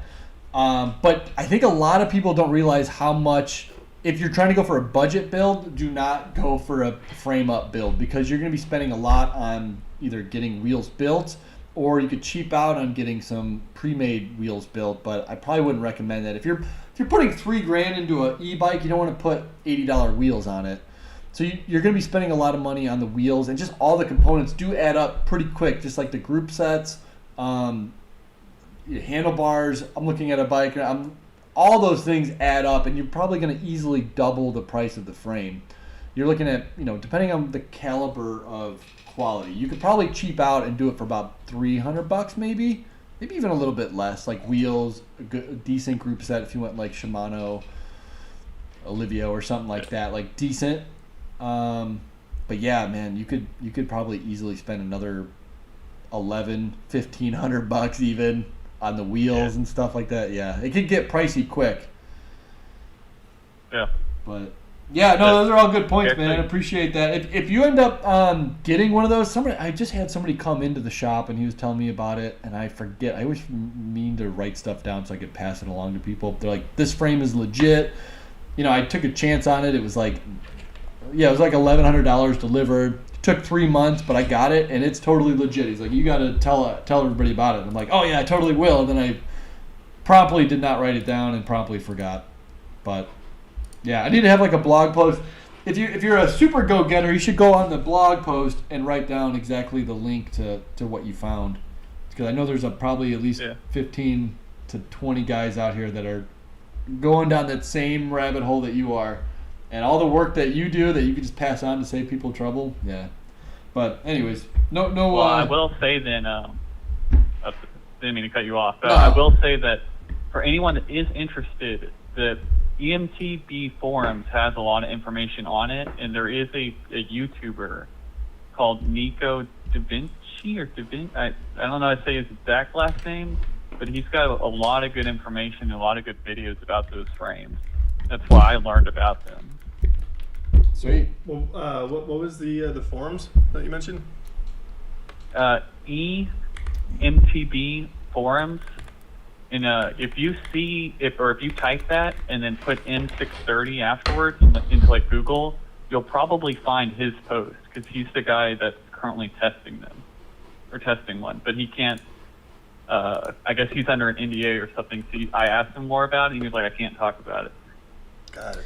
Cool. Yeah, I mean a lot of times people they'll have you test stuff. I mean I've had that too where it's like, hey, test this thing out, but don't leak any information just yet. Especially if it's a prototype, they don't want people getting, bad buzz. Even with the ToSeven motors, I got these ToSeven motors a long time ago, and they kindly asked me, hey, these are prototypes, but we just want to get your thoughts on it. Here's the thing, and it was like, cool, that was really cool you did that. And yeah, I'm not gonna go out and be like, these things are junk, and it's like, well, it's a prototype. Like, come on, you gotta cut them some slack. So. Yeah, production. Once they go into production, though, then it's a total game changer, and then it's like, all right, now the gloves come off, and you can kind of, something like that. Yeah, man, appreciate it. Thanks for calling in. We should, I don't know. You should email me tomorrow or something, and maybe I'll give you something for being the first leap of faith person. Hey, that'd be great. Yeah, cool. I just recently bought an egg writer for my BBS HD from you guys. Shipped awesome. Really fast. Very happy. Where were you from? What city are you from? Houston. Okay, I don't remember. It's weird, like egg writers. Usually, I sometimes I could remember an order just by like what they ordered, but I've been getting a lot of egg writer orders lately. Just the egg writer, like people just order the egg writer because there must be a shortage of them somewhere, right? Yeah, I couldn't. You were like one of the only people I could find in stock, unless I went from them officially. But I was like, well, you guys are, in the United States, so I'll get it pretty fast. And yeah. Sure enough. Yeah. Yeah, exactly. Yeah, I just I was just talking with Mr. Egg Writer. I did a video call with him last month, and they got some cool stuff coming out. I don't know if I'm supposed to be talking about that, but yeah. Mr. Egg Writer? Yeah. Just the guy, just the actual Mr. Egg. Right. Yeah, that's a cool company. You don't have to say anything, but I think I saw a leak that they might do an XL version. I mean, that's just up in the air. I don't know if that's true or not. I can't talk about this. I can't say. No comment. But that'd be really cool because I do think it could be a little bit bigger for my eyes. But Hey, Benji, before you go, do you like rebates from taxpayer funding for e-bike purchases? I don't know, honestly. I don't know how I would lean towards that. It would depend on, I guess, if DIY is considered, or how do they decide if you get the rebate or not, and where that falls into. If DIY, okay, so conversion kits are included in the rebate. Are you for it or against it? That'd be better, right? I added that when I first did my first question. I had that as a third option. And then I was gonna I should put it forward. Because none of the rebates now include conversions. It's ridiculous, and it goes up to $1,400 in rebates, which would be an entire the biggest kit that we have is like $1,200, and that's for a monster range thing. That would easily cover an entire kit. a good, like you would have a Mercedes Benz of an e-bike instead of getting I don't know, a Daewoo that's going to be obsolete in a couple of years. That analogy was a little bit more on point than I meant to, but it was smooth than me. Thanks, Benji. Yeah, thanks, Benji. Yeah. All right. See you guys. Have a good one. Meanwhile, we in the chat we have a pretty heated debate about human leg power versus electric motors.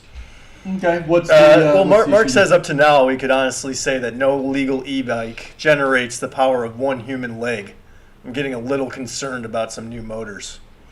Well, yeah, I mean, I'm guessing he's joking, but maybe no, Mark. I was just commenting. I think Mark's a little bit more he's more of a purist, I would say. Sure. And there's nothing wrong with that, and there's a lot of validity in that.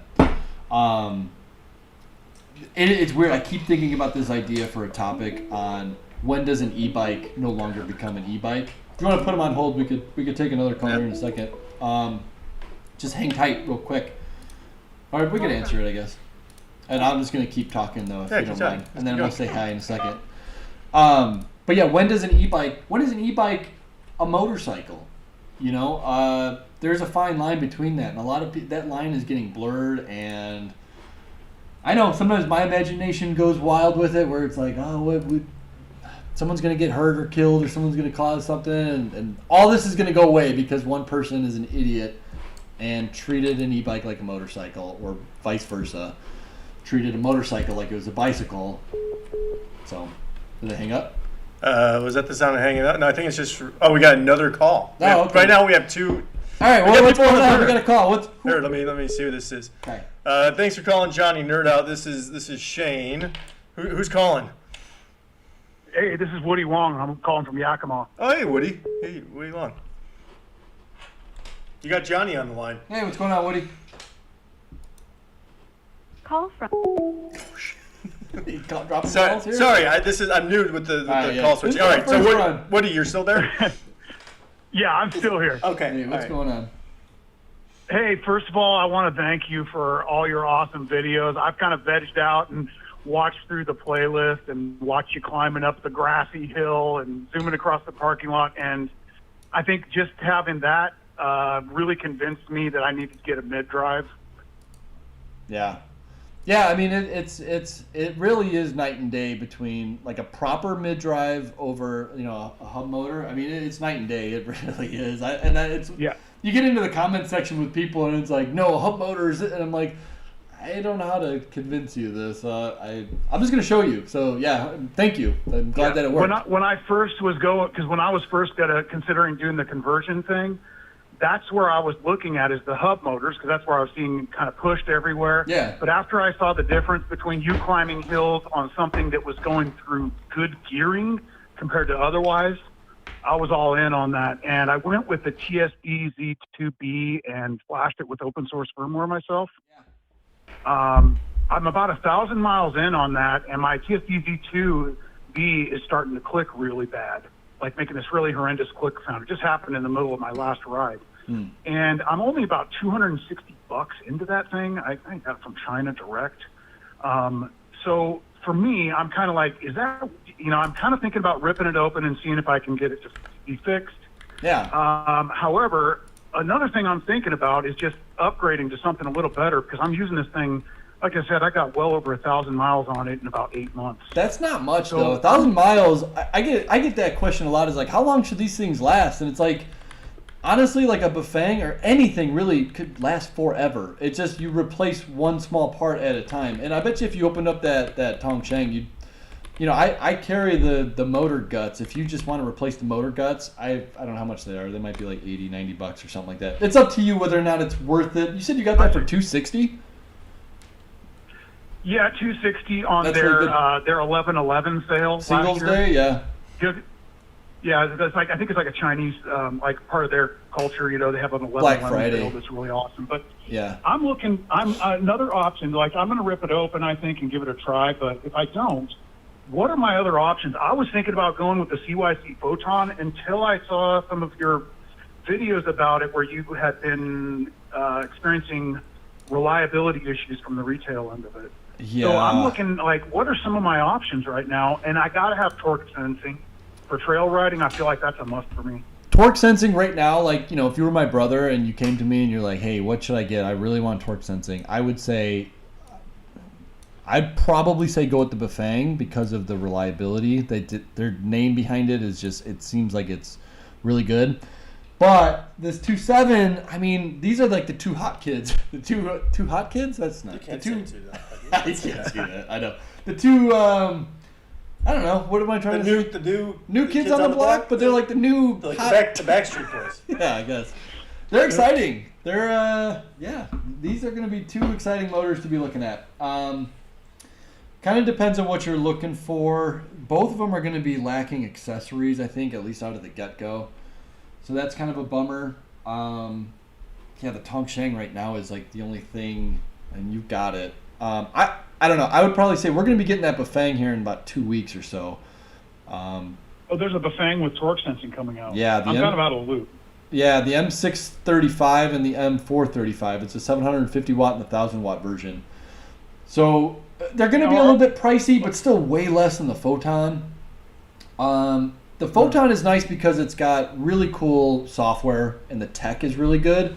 It's just it's really sensitive equipment in my opinion. You can hot rod it, and even if you don't hot rod it, it still seems like people are saying I didn't hot rod it. I ride it in low powers and it's already crapping out on me. And so I don't know, for reliability, it's hard for me to recommend the Photon just because it's given so many people so many issues. So it's between the 2.7 and the Bafang. 2.7 is going to be nice because it's going to be super programmable right from the display. Like you really dial it. You can spend a whole weekend just dialing it in, making it perform exactly how you want. Where the Bafang, I don't think is going to be as easy to do that. You might be able to use their best software to get in there and do it, but that's kind of expensive to do. Yeah, because the open source firmware software that I have, that's one thing I love about it on the TFTZ2B, is that you can really set it up however you want. I kind of like that versatility. The question I had for you, are these new Bafang motors that you're talking about, are they going to be locked into that particular Bafang battery like No. that? They're going to be pretty much bi-fuel, where it's got the CAN bus protocol coming out of it, and it's so weird. I think it was just because I got a prototype motor, but I put one of the old Smile batteries on it, which has the CAN bus on it, and it caused it to just act totally radically. And it was weird. And then I put on a aftermarket battery, the ones that I sell for normal Bafang batteries and everything else, and it was fine. So I don't know, it's weird, but it came with a CAN bus cable output, but it seems like it doesn't support it unless they have a new line of batteries coming out. But no, so you can use it totally with any aftermarket battery. That's what I've been told, and that's what I tested on my, what was that, like 2 weeks ago or something like that, and it worked fine.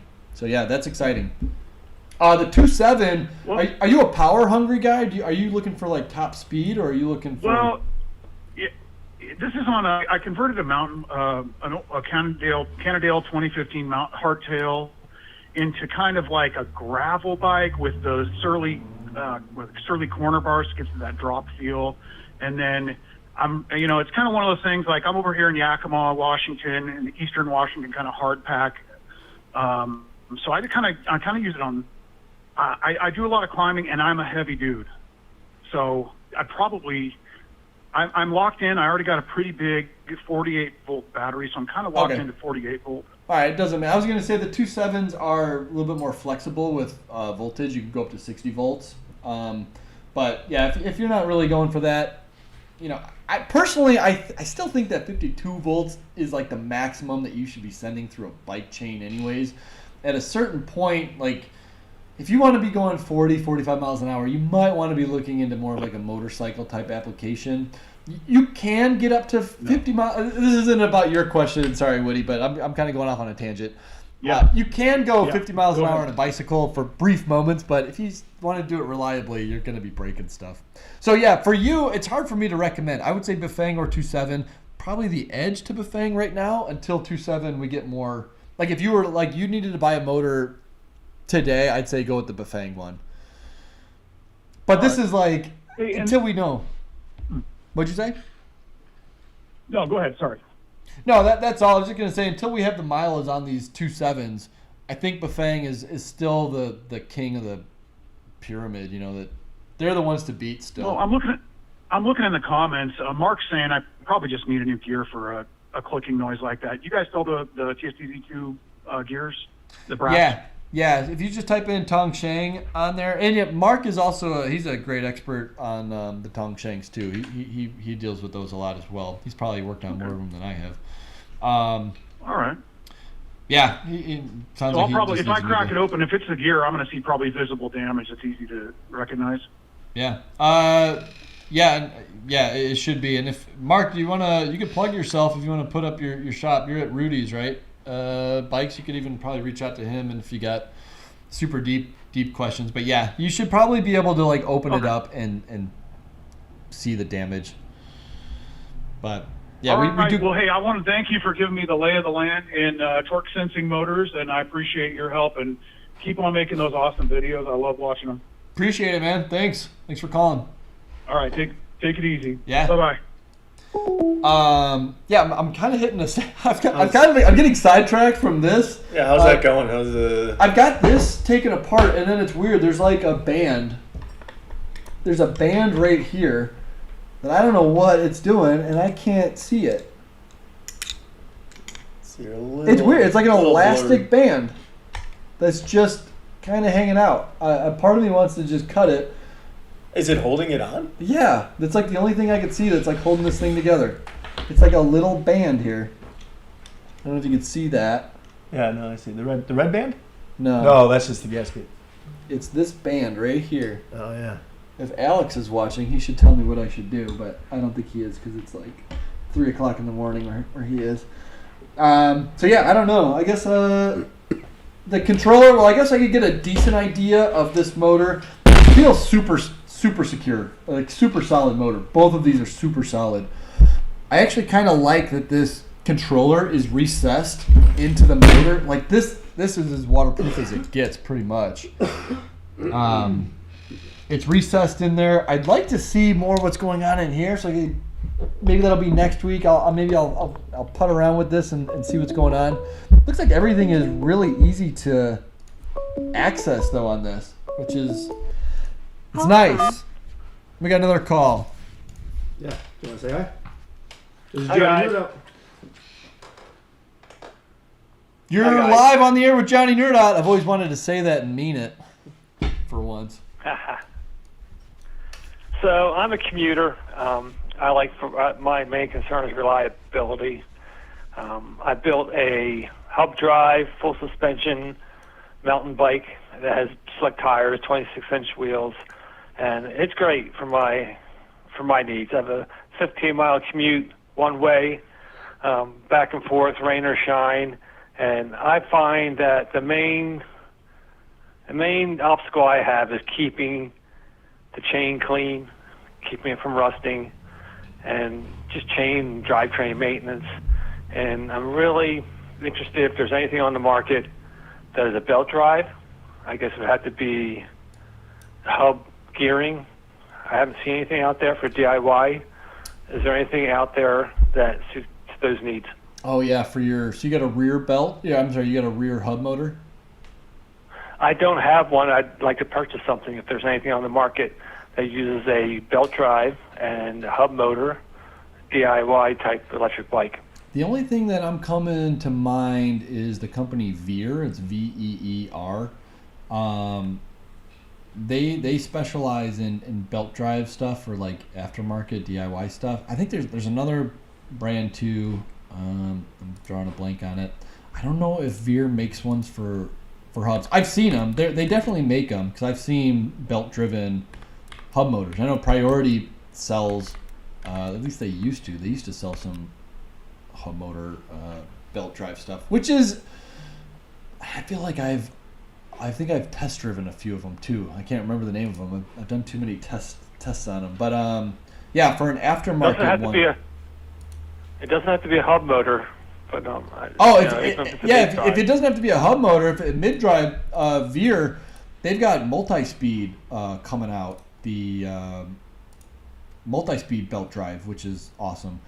and it comes with the front and rear cogs that you need to turn your bike into a belt drive. And I think it's like $300. I'm working on being a dealer with them. I already filled out my dealer stuff for them, so hopefully I'll be offering that for sale as well. I think you might be able to go directly through Veer. But yeah, Veer, check them out, veer.com. We saw them at the micromobility thing, and it was like, whoa, that for me, that was like the biggest thing that I saw there, that I was like, this is huge, this is awesome. A multi-speed belt drive. Like, I haven't seen that. I That's what I'm looking for. I'll check it out. Yeah, pull it up. Let's see what Veer... Did I hear you say that Bosch is coming out with new batteries? And if so, what way are they improved from the old batteries? Bosch is? Or not Bosch. You mentioned someone was coming off a new battery. A battery brand that you carry. They're coming off a new line of batteries. Was it were you joining in on the UL listed ones conversation? We are going to be getting some wedge pack batteries in. Those are like the new. Were we talking about new batteries? We were talking about we were talking about the UL batteries. I don't know. You'll have to refresh. We're both drawing blanks here. You might have to refresh on what you're talking about for the battery. All right. Well, keep up the great work. I love your videos. All right, cool, man. Thanks for calling in. Appreciate it. Take care. Bye. Yeah. Yeah. Sorry. So here's the Split Belt Pro. So I don't know. Let's see, products. So this came to like $600. Yeah, they have a cheaper one. Let's see. That might be. Is that a 9-speed? It just says split belt. So here's the different prices. Okay. Well, maybe it will be a little bit more. So Veer was at the what was it? Micromobility conference, right? And they had that was like the only like retrofitting. Anything even remotely related to retrofitting. I mean, there were some like manufactured bikes that had mid-drive like Bafang motors on them. Yeah, but this one is the only one that's that was there representing. Yeah, so I guess $300 may have been a little bit. Is the Pro the 2-speed? Click on the Pro, on that one. Yeah, top left corner. This one, Split Belt Pro. Well, then they got all these options. So you got so front belt ring. Wow, they have a 72 tooth. 164. Yeah. So what's their options for the rear cog? I wonder if they have single or 9-speed. Wow. Okay. So this is not that. So that's for. That's kind of cool, though. You could have an internally geared hub, so you would get all those different gears. The 2-speed that I was talking about, it was like a physical mechanical gear that switched it. So you could pair that with an internally geared hub and theoretically double your gears. So if you had a 9-speed Alfine or something like that, you could put a 2-speed on there and you'd have 18 gears essentially. You're essentially getting a double chainring. All right, what time are we at? I feel like I've been yammering. We're almost at a couple hours here. Maybe, oh my gosh. Yeah, maybe do you want to talk to Chet for a few more minutes here? Let's see. Moondoggy, looks like I have to go and get a cinnamon. Oh yeah, we had some Caddyshack references. Do you know what a donut without a hole is? I'm drawing a blank. It's a Danish. Yeah. But somebody else says Cinnabon. Nice. Excuse me. Getting all choked up. Cut away. Sorry. All right, I'm back. He's gonna throw up. Cinnamon. I mean, that is a good joke. Yeah, I was just laughing. No, is a good Roger. Yeah, Mark's love those motors. David Parker, I'm sure you could convince some governmental agency to endow your buyers of DIY e-bike kits, considering all relative known virtues for saving energy. Man, and I don't know. Cleaner local air. That's the thing. I mean, you get these politicians, and you could talk to them. Like, you literally, if you're watching this, you can call your local state rep. You could even call. I've called my governor. I was able to talk to my governor. He answered when I was in Utah. I called him. There was an e-bike law getting passed, and I called him. He doesn't know me. I'm just some schmo. Called and he answered. I called his cell phone, and he answered his cell phone, and he talked to him. And I asked him about the new e-bike bill. I was like, you guys are gonna. I forget what it was, but like you were gonna ban e-bike motors under 500 watts or over 500 watts, and he's like, no, that was like a thing, but He's like, I'm an e-bike rider, and we're not going to do that. We're going to keep it at 750 for that. And I was like, oh, okay. All right. Never mind. Because I was all up in arms about it and stuff. But you can call your local rep, whether it's your super local or your governor, your mayor, whatever. You could call their office, and I think they have to pass along your message to them if you can't get in touch with them directly. So let your voice be heard. I can't do anything. I'm just one voice. We can do something, though. Michael says everything for I think we already talked about this. Priority is belt driven. They make one mid drive, one front hub, and one rear hub. E-bikes. Yeah, they're a cool company though. I'm still bummed that they won't let me sell their bikes. It's too bad. Yeah. All right, how do you feel? Yeah, guys. Thanks for hanging out, watching. I'll just say it one more time. If you're enjoying the show, if you want us to keep doing it, if you want to see it get better.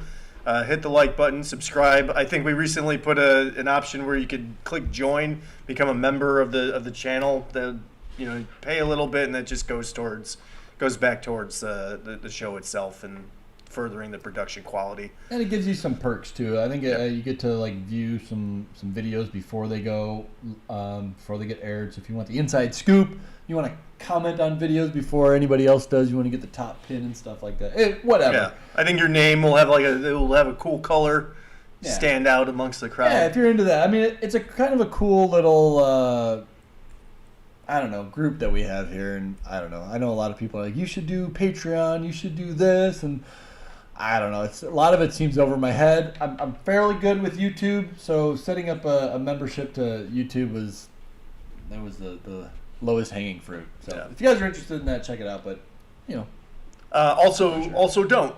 Also just watch the show. Yeah. Just watch it. If you want to throw some dollars, that's helpful. And if you guys want to get more consultations like how you saw here, go to johnnynerd.com. Go to book a consultation. Me and Shane are both available.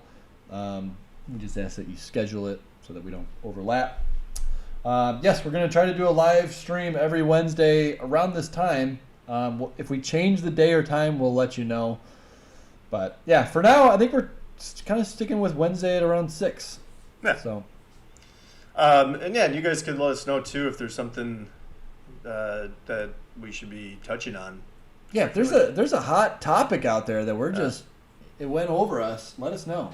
Let's talk about it. Let's get it out there. Let's get it front and center. But yeah, thanks everybody who called in. Thanks for everybody who messaged. That was awesome of you guys. And again, if you place any order over $100 while this is going on, just enter in the comment what size T-shirt you are, and I'll give you a T-shirt. So you got a T-shirt. But only while this is going on. If you do this next week or in a couple days or even tomorrow. Well, maybe next week we're gonna have like another. We'll do something else next week. We're try to think of something new. Also, we're like tossing around an idea of like a quiz show or like just something. I don't know. Yeah, maybe we'll do a poll if you guys think a quiz. It sounds silly, but like down in talk shows usually have like you spin a wheel or something. Yeah, it's a good way to keep people like educated on like, hey, I didn't know that. Yeah. So I guess we're open to ideas too, guys. All right, thanks guys. Have a good one. See you next week.